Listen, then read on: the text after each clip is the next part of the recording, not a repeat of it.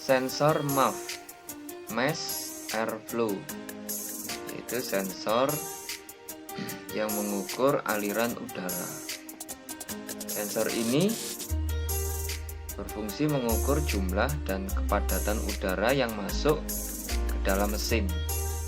MAF sensor itu menggunakan arus listrik untuk mengukur aliran udara masuk. Jadi airflow sensor ini seperti variabel tahanan. Jadi nanti ada tahanan PC ya, tahanan tegangan masuk, kemudian ini ada tegangan sinyal, ini ada ground.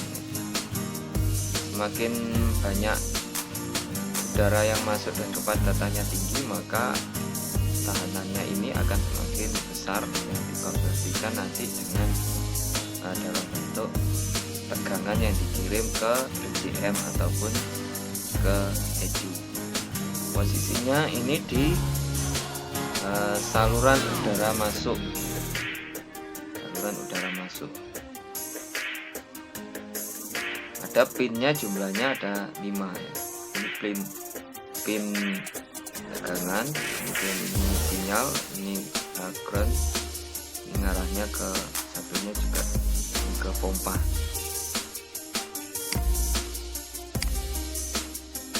Selanjutnya adalah sensor O2 ataupun lambda. Bentuknya seperti ini. Jadi ini sensornya. Kemudian posisinya di sini di saluran gas buang. Ini kalau kita lihat di sini ada bentuknya seperti ini, ada kabelnya.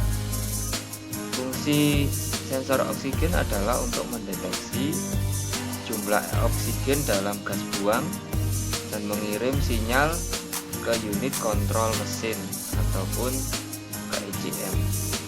Unit kontrol ini akan mengatur campuran bahan bakar udara ke tingkat yang optimal. Jadi sensor ini itu akan bekerja pada suhu 400 derajat. Pada suhu 400 derajat maka partikel-partikel gas oksigen itu mampu menembus di sela-selanya dari sensor oksigen ini yang selanjutnya akan diterjemahkan dalam bentuk sinyal ke ECM. Ini ada gambar dari rangkaian ya dari sensor oksigen. Ini ada terminal B dari baterai ya. Kemudian ini ada ground ya. Sensornya di sini. Kemudian ini heaternya, pemanasnya. Ini HT1B itu akan masuk ke ECM. Ini oksigen 1B, ini masuk ke oks 1B ECM. Kalau terminalnya bisa kita lihat seperti ini ya. Seperti ini. Selanjutnya adalah sensor CKP, yaitu crankshaft position. Crankshaft position sensor berfungsi mendeteksi sudut poros engkol dan kecepatan putaran crankshaft. Digunakan ECU untuk menentukan waktu pengapian. Jadi waktu pengapian itu ditentukan oleh CKP dan CMP. CKP posisinya di crankshaft ini ya. Ini posisinya di bawah. Ini ada yang bentuknya seperti ini. Kemudian yang ini model lama, bentuknya seperti ini. Jadi ini akan ada leguk-leguknya ini nanti akan bisa terbaca dengan osiloskop dengan sinyal naik turun. Mengukurnya itu menggunakan ohmmeter. Jika ada 2 terminal pada suhu di bawah 50 derajat itu nilainya itu sekitar 1,6 sampai 2,7 kilo ohm. Di atas 50 derajat itu sekitar 2 sampai 3,2 kilo ohm. Bisa jadi di tiap referensi buku ada perubahan sedikit terkait dengan nilai sensor CKP. Sensor ini dalamnya itu adalah nanti magnet, prinsipnya itu adalah kemagnetan. Setelah CKP itu ada sensor CMP, camshaft position. Camshaft position ini sensornya di atas sejajar dengan poros cam. Kemudian bentuknya seperti ini. Ada yang bentuknya seperti ini. Di dalamnya sensor. CMP, camshaft position sensor, itu adalah untuk mengetahui posisi poros camshaft dengan sangat tepat. CMP bekerja sama dengan sensor CKP ataupun crankshaft atau poros engkol untuk menentukan timing pengapian. Semakin tepat timing pengapiannya, maka pembakarannya itu akan semakin optimal.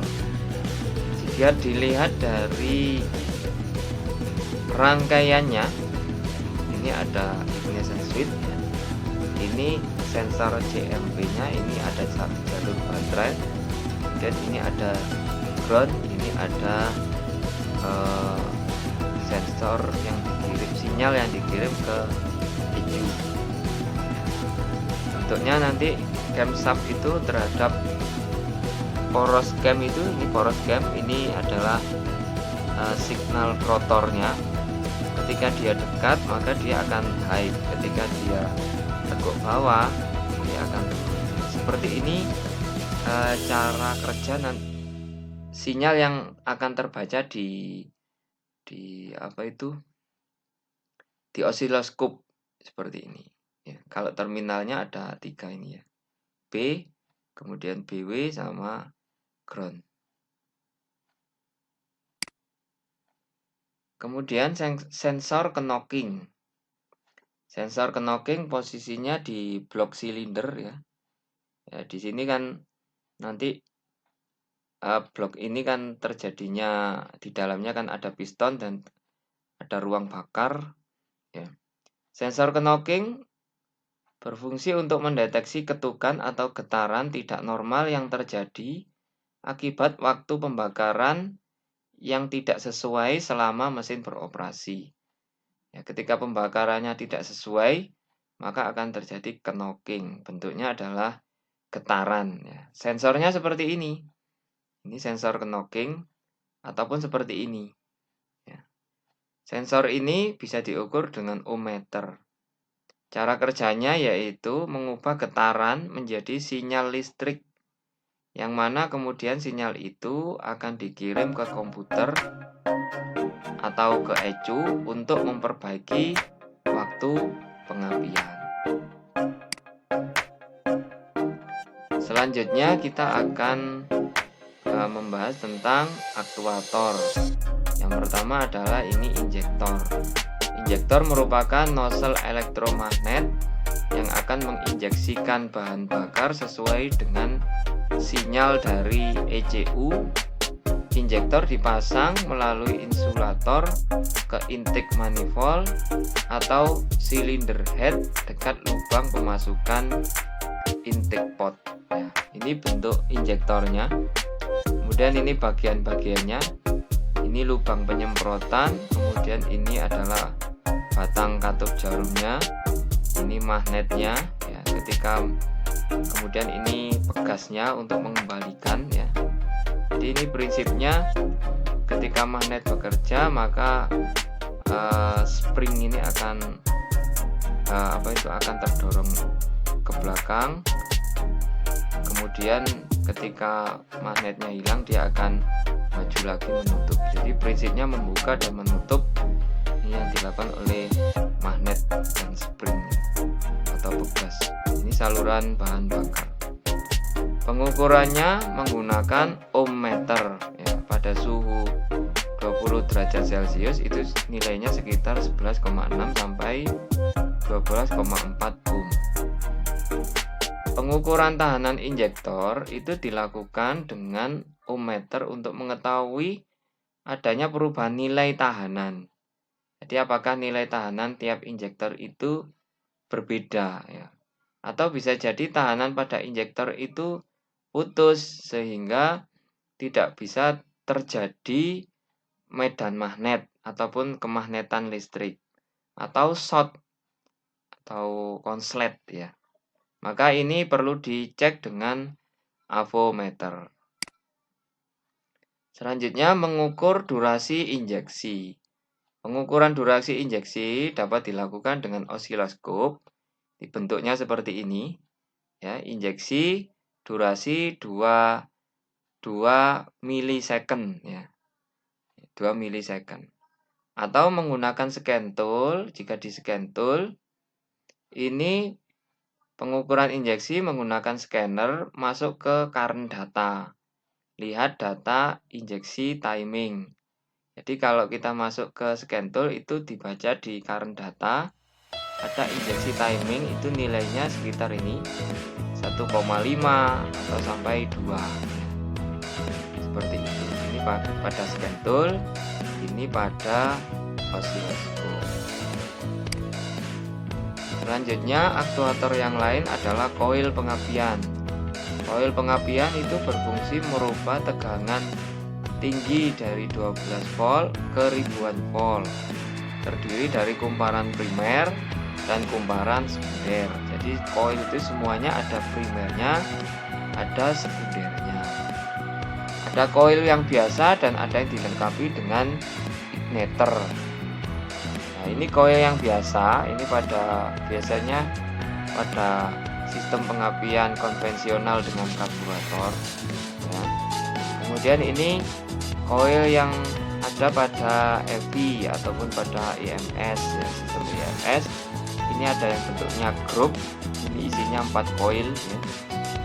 1 dan 4, 2 dan 3, ya, tanpa distributor. Kemudian ini ada yang model individu, jadi tiap satu busi maka ada 1 koil.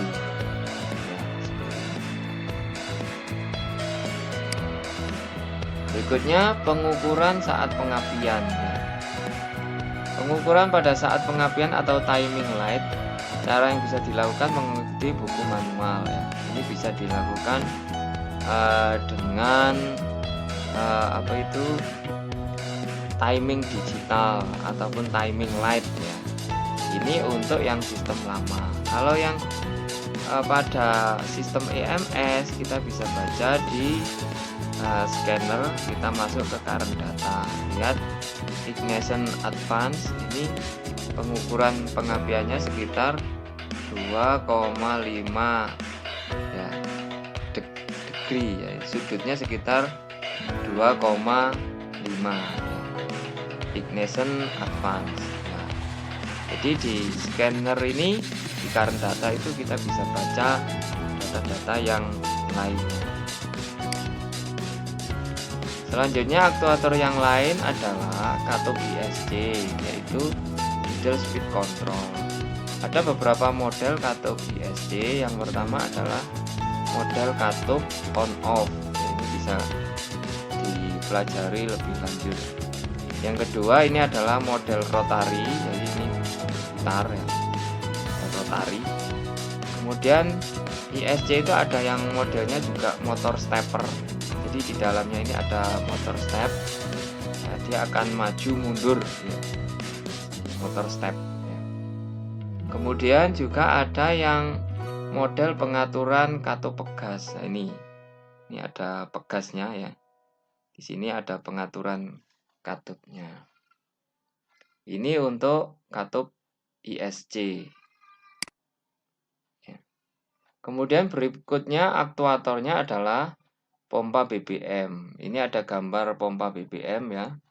Biasanya langsung di dalam tangki. Kemudian ini terminalnya ya. Kemudian ini adalah sistem kelistrikannya. Ini mengukur tekanannya. Jadi mengukur tekanannya ya. Ya, dimatikan dulu, kemudian dipasang menggunakan SST tekanan tekanan pompa BBM ya. Tekanannya sekitar 312 dan 329 kPa. Ya, kalau dilihat di sini ya, pompanya itu posisinya di mana? Di sini. Ini pompanya.